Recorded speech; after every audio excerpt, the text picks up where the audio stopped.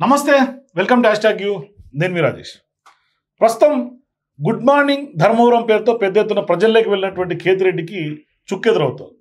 ఆయన ఒకప్పుడు చాలా ఇష్టంగా కట్టుకున్నటువంటి గుర్రాల కొండ పైన కట్టుకున్నటువంటి ఏదైతే ఫామ్ హౌస్ అనాలి, లేదంటే గెస్ట్ హౌస్ అనాలి, చాలా రాయల్గా కట్టుకున్నారు. అక్కడ గుర్రాలకు సంబంధించినటువంటి స్వారీ చేయొచ్చు, లేదంటే కనుక ట్రెక్కింగ్ చేసేలాంటి ఒక వెహికల్స్ తోటి ఆయన విలాసవంతంగా కట్టుకున్నటువంటి దాన్ని ఇవాళ అధికారులు సీజ్ చేసి ఆయనకు షాక్ ఇచ్చినటువంటి పరిస్థితి. మరోవైపు కేతిరెడ్డి గుడ్ మార్నింగ్ ధర్మవరం మీద కూడా తాజాగా రీసెంట్గా ప్రజలకు అనవసరంగా నేను అడగకుండానే ఇచ్చి వాళ్ళకి ఇచ్చిన దానికి ప్రతిఫలం వాల్యూ లేకుండా పోయింది అంటూ కూడా తాజాగా చేసినటువంటి స్టేట్మెంట్స్. ఈ నేపథ్యంలో ఆయన ఇప్పటికే హైకోర్టును ఆశ్రయించారు, కానీ అధికారులు అయితే ఆయనకు షాక్ ఇచ్చారు. సో అసలు వాస్తవానికి ఆ ల్యాండ్కి సంబంధించినటువంటి వ్యవహారం ఏంటి, మరోవైపు నిజంగానే అది ప్రభుత్వ భూమా, లేదంటే ఈయన భూమి మాయ చేసి దాన్ని అప్పనంగా కొట్టేశారా? కేతిరెడ్డి వ్యవహారంలో ఏం జరిగింది ధర్మవరం మాజీ ఎమ్మెల్యేకి సంబంధించి? తాజాగా ఆయన ఈ మధ్య కాలంలో మొత్తం వేదాంతం మాట్లాడుతున్నటువంటి కేతిరెడ్డి ఏకంగా పైలట్ అయిపోయారు, ఫ్లైట్ ఎక్కారు, ఫ్లైట్ నడిపారు. ఆ వీడియోల్ని సోషల్ మీడియాలో పోస్ట్ చేశారు, పెద్ద ఎత్తున హల్చల్ కూడా చేసింది. అంటే ఇప్పుడు అంతా జరిగిన తర్వాత ఇప్పుడు వేదాంతం మాట్లాడడానికి రీజన్స్ ఏంటి? నిజంగానే ఆయన భూమాయకి పాల్పడ్డారా? ఆ వ్యవహారంలో గుర్రాల కొండలో ఏం జరిగింది మాట్లాడదాం. మనతో పాటు విశ్లేషకులు కొత్త రవీంద్రబాబు గారు జాయిన్ అవుతున్నారు, డిస్కస్ చేద్దాం. సార్ నమస్తే. నమస్తే సార్. ధర్మవరం మాజీ ఎమ్మెల్యేగా ఉన్నటువంటి కేతిరెడ్డి, ఇది గత కొంతకాలంగా ఆయనకు సంబంధించినటువంటి గెస్ట్ హౌస్ ప్రభుత్వ భూమి అనే ఆరోపణలు ఉన్నాయి. గతంలో లోకేష్ పాదయాత్ర అప్పుడు కూడా పెద్ద ఎత్తున వివాదాస్పదమైంది. ఆయన ఆధారాలు ఫోటోలతో సహా వెలుగులోకి తీసుకొచ్చినటువంటి పరిస్థితి. ఇప్పుడు అధికారులు ఆయనకి సీజ్ చేశారు. అంటే ఏంటి అసలు ఈ వ్యవహారం? భూమాయ అని ఎందుకు అనాల్సి వస్తుంది? ఆంధ్రప్రదేశ్ రాష్ట్రంలో వైఎస్ఆర్ కాంగ్రెస్ పార్టీ పరిపాలించినప్పుడు అప్పట్లో ఉన్న కొద్ది మంది ఎమ్మెల్యేలకు కొంత విశిష్టమైన లక్షణాలు ఉన్నాయి. అందులో కేతిరెడ్డిని మనం ప్రస్తావించవచ్చు. కానీ సోషల్ మీడియా స్టార్గా కూడా చెప్పుకోవచ్చు. అందుకే కొద్దిగా విశిష్టమైన లక్షణాలు ఉన్న వ్యక్తులు ప్రజా మనిషిగా గుర్తింపు పొందాడు. అంటే పొందేటట్టుగా కొన్ని యాక్టివిటీస్ చేశాడు. అదే మీరు ప్రస్తావించినట్టుగా గుడ్ మార్నింగ్ ధర్మవరం, ఆ ప్రకారంగా ఆయన వెలుగులోకి వచ్చాడు. First point. Second point, Kethireddy అని చెప్పబడుతున్న మాజీ ధర్మవరం ఎమ్మెల్యే సరే ఇప్పుడు సత్యకుమార్ మీద ఓడిపోయాడు, అంతవరకు ఓకే. అయితే యువగళం పాదయాత్ర లోకేష్ బాబు చేసినప్పుడు ఆ సందర్భంగా ఆ ఏరియాకి వెళ్ళినప్పుడు ఫస్ట్ ఈ పాయింట్ రైజ్ చేసింది లోకేష్. ఏమన్నాడు? ఈ కేతిరెడ్డి కట్టుకున్న కొండపైన, గుర్రాల కొండపైన ఉన్న గెస్ట్ హౌస్ ప్రభుత్వ భూమిది అని ఆయన యువగళంలో ప్రస్తావించి అధికారంలోకి వచ్చినాక దీని సంగతి తేల్చుతామని చెప్పారు.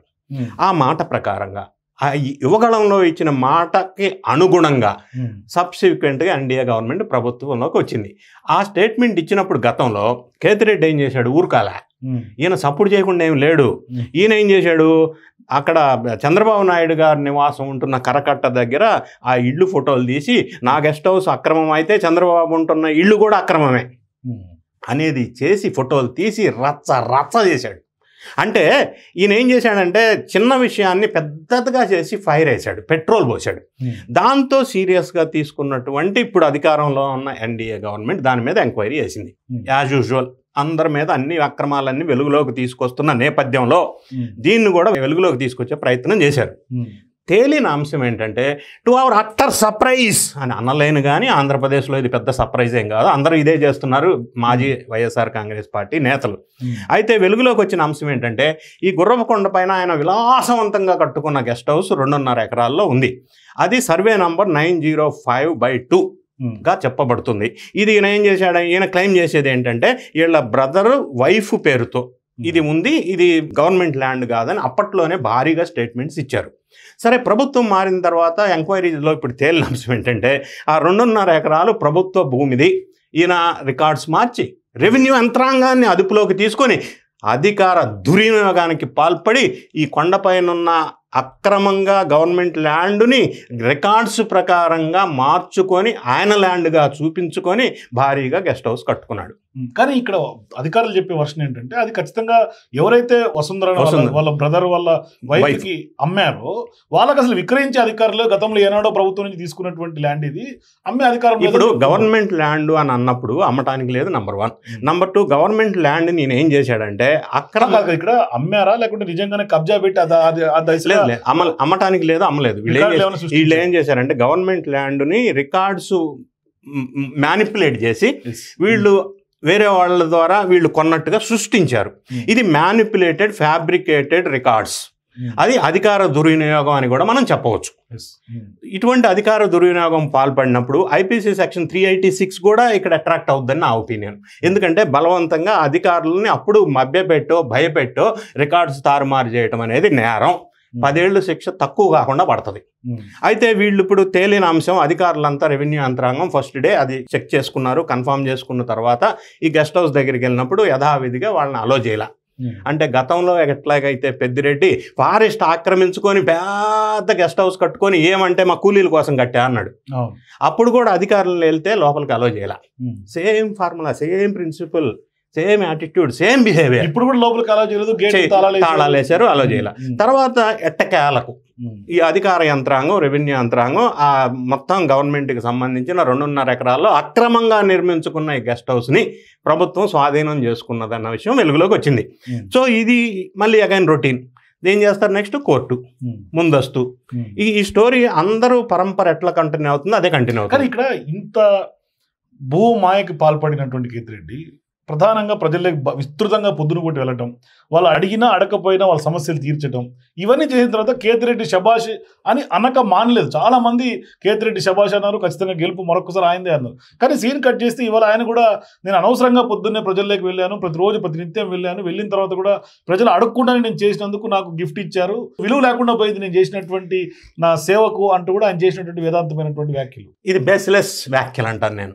నేనేమంటానంటే నువ్వు చేయాల్సిన అక్రమాలు, అవినీతి, భూ భాగోతాలు, భూ దందాలు, అధికార దుర్వినియోగం మొత్తం ఒక పక్కన చేసుకుంటూ నేను మార్నింగ్ గుడ్ మార్నింగ్ అనుకుంటూ ప్రజల్లోకి వెళ్ళాను, నాకు ఓటేయలేదు అని అంటే ప్రజలు అన్నీ గమనిస్తుంటారు. నీ అక్రమాలు నువ్వు గుడ్ మార్నింగ్ అన్నంత మాత్రాన ఇది చెల్లుకు చెల్లు కాదు, క్షమించరు. సో దానికి ఏ తీర్పు ఇవ్వాలో ఆ తీర్పు ఇచ్చారు. సో ఇప్పుడు ఈయన కోర్టును ఆశ్రయించాడు మళ్ళీ యథావిధిగా. తర్వాత నెక్స్ట్ ఏమవుతుందంటే ఈయన హాస్పిటలైజేషన్ అన్న అవుతాడు. పోలీసులు నోటీస్ ఇస్తే ఈ కాకాని గోవర్ధన్ రెడ్డి లాగా, ఆర్జీవి లాగా ఈ దొంగ ఆట ఆడతాడు. కనపడకుండా, చిక్కకుండా ఆడతాడు. కానీ చిక్కకుండా అంటానికి కూడా, ఎందుకంటే ఆయన తాజాగా పైలట్ అయ్యాడు, పైలట్ లైసెన్స్ తీసుకున్నాడు, ఆయనే సింగిల్ సంబంధించిన కొత్త అవతారం నడుపుతున్నాడు, కొత్త అవతారం ఎత్తాడు. అంటే ఈ ప్రొఫెషన్ మారి ఇంకో ప్రొఫెషన్కి వెళ్తున్నాడు ఏమో తెలియదు. సో ఎప్పుడైతే రాజకీయాలు పులి స్టాప్ అనుకోవాలా, పైలట్ అవుతారు అంటే అలాగని మనం జీవిత కోరిక నెరవేరబోతుందని కూడా అన్నాడు. అంటే అది కొత్త జీవితం ఎత్తుతాడా, కొత్త ప్రొఫెషన్ లోకి వెళ్తాడా అనేది పక్కన పెడితే ఇప్పుడు కేసుల నేపథ్యం ఒకటి ఇప్పుడు వెంటాడుతూ ఉంది. అందరిని వెంటాడుతుంది, ఈయన కూడా వెంటాడుతుంది. ఇందులో ప్రిలిమినరీ ఇన్వెస్టిగేషన్లో తేలిన అంశం మీద కేసు ముందుకు వెళ్తూ ఉంది. వీళ్ళు బేస్లెస్గా పెట్టలే, టెక్నికల్ ఎవిడెన్సెస్ ద్వారానే కేసు ముందుకు వెళ్తుంది. ఇప్పుడు ఇది కూడా కోర్టు కనుక రిజెక్ట్ చేస్తే తర్వాత ఈయన్ని అరెస్ట్ చేస్తారా, అరెస్ట్ చేయడానికి వెళ్ళినప్పుడు ఈయన చిక్కడా, రెండోది ఏమన్నా హాస్పిటల్కి వెళ్తాడా, మూడోది విదేశాలకు వెళ్తాడా అనేది కూడా అనుమానాస్పదంగా ఉంది. ఎందుకంటే మిగతా వాళ్ళంతా అనుసరిస్తున్న బాట ఈయన కూడా అనుసరించే అవకాశం లేకపోలేదు. ఏదేమైనా ఎన్డీఏ గవర్నమెంట్ వాళ్ళు లీగల్ ఫ్రేమ్వర్క్లో అంటే న్యాయబద్ధంగా, చట్టబద్ధంగా ఏం చేయాలో ఆ విధంగా ఎవిడెన్స్ల ద్వారా ముందుకెళ్తున్న నేపథ్యం మనం అభినందించవలసిన అవసరం ఉంది. కానీ మొదటి నుంచి కేతిరెడ్డి వ్యవహారం చూస్తుంటే కొంచెం పెక్యులర్ మైండ్ సెట్, అంటే ప్రజల్లోకి వెళ్తే విధానం తీసుకున్న, సోషల్ మీడియాని విస్తృతంగా వాడుకున్న వ్యక్తి పొలిటీషియన్ కేతిరెడ్డి. తర్వాత ఆయన ఫామ్ హౌస్ విషయం తీసుకున్న, అక్కడ ఎక్కడో ట్రెక్కింగ్ వాడే కార్లు ఆయన సొంతంగా తీసుకొచ్చుకొని పెట్టుకున్న, సహజంగా ఎవరు వాడనటువంటి కార్లు ట్రెక్కింగ్ కోసం స్పెషల్గా డ్రైవ్ చేసేలాంటి కార్లు, అదేదో రిసార్ట్స్ లో వాటిల్లో వాడే గుర్రపు స్వారీలు. తర్వాత ఇప్పుడు పైలట్ అవుతారు. అంటే ఇవన్నీ కూడా అంటే సామాన్యంగా ఉండాల్సినటువంటి కోరికలు కాకుండా అతీతంగా ఉండటం కారణాలు ఏమో. అంటే ఈయన మెంటాలిటీ కొద్దిగా అందరికీ విభిన్నంగా నంబర్ 1. నంబర్ 2 పెక్యులర్గా. నంబర్ 3 ఏంటంటే రొటీన్ మోస విధానంలో ఉన్న పొలిటీషియన్ కాకుండా ఈ రకమైన జనాన్ని అట్రాక్ట్ చేసుకోవాలన్న తపన కొంత పడ్డాడు. ఎందుకంటే ఈయన ఈ గెస్ట్ హౌస్ అవినీతి యువగళంలో లోకేష్ ప్రస్తావించినప్పుడు చంద్రబాబు హౌస్ మీద ఈయన బదనాం చేసి ఫోటోలు తీసి పెద్ద రచ్చ చేశాడు సోషల్ మీడియాలో. దానివల్ల ఏమైందంటే పరిస్థితి ఈరోజు ఈ పరిస్థితికి వచ్చింది. ఏదేమైనా కేతిరెడ్డి గారు ఇంకొకరు కాదు ఎవరైనా సరే అక్రమాలు చేసినప్పుడు, అధికార దుర్వినియోగం చేసినప్పుడు 1 by 1 వెలుగులోకి ఎలాగైతే వస్తున్నాయో వీళ్ళ తర్వాత మిగతా వాళ్ళందరూ కూడా క్యూలో వెలుగులోకి వచ్చే అవకాశం ఖచ్చితంగా ఉంది. సో ఇప్పుడు కేసులకు భయపడి ఏమైనా పైలట్ అవుతారు అనుకోవాలా? పైలట్ అవతారం ఎత్తినా కేసే నంబర్ 1. ఫర్ ఎగ్జాంపుల్ ఈ ఏపీ బెవరేజెస్ కార్పొరేషన్ వాసుదేవరెడ్డి మాతృశాఖకి వెళ్ళినా కేసే. సో అక్కడికి వెళ్ళాడు కాబట్టి ఈయన ఇంకొక అవతారం ఎత్తారు కాబట్టి పాలిటిక్స్ ఫుల్ స్టాప్ పెట్టినా కేసులు వెంటాడుతాయి. పాలిటిక్స్ ఫుల్ స్టాప్ పెట్టినా, ఇంకొక పార్టీలోకి వెళ్ళినా, లేదా ఇంకొక వృత్తి టేకప్ చేసినా, లేదా ఇంకొక సంస్థకి ట్రాన్స్ఫర్ అయిన ఆఫీషియల్స్ ఎవరైనా ఉంటే కేసు మాత్రం కేసుగానే ఉంటుంది. ఖచ్చితంగా అందులో మాయమయ్యే పరిస్థితి అయితే ఉండదు. దాని ద్వారా అప్రోప్రియేట్ సెక్షన్స్ ద్వారా వీళ్ళకి శిక్ష పడే అవకాశం ఖచ్చితంగా ఉంది. Thank you sir. సో మొత్తం మీద కేతిరెడ్డి పొలిటికల్ లైఫ్కి పొలిటికల్ కెరీర్కి ఫుల్ స్టాప్ పెట్టి ప్రొఫెషనల్ కెరియర్ పైలట్ అవతారం ఎత్తిన కేసులు అయితే వెంటాడుతున్నటువంటి పరిస్థితులు కనిపిస్తున్నాయి. మొత్తం మీద ఆయన అప్పట్లో నిర్వహించినటువంటి భూ మాయకు సంబంధించినటువంటి వ్యవహారాన్ని అధికారులు తవ్వి మరి తిరగదోడుతున్నటువంటి పరిస్థితి కనిపిస్తుంది. మీరు కూడా కేతిరెడ్డి ఏం చేశాడు, ఇప్పుడు పైలట్ అవ్వాల్సినటువంటి అవసరం ఏంటి, గుడ్ మార్నింగ్ ధర్మవరం పైన ఆయన చేసినటువంటి తాజా వ్యాఖ్య పైన మీ అభిప్రాయాల కింద కామెంట్స్ కూడా తెలియజేయండి. For more videos please watch #.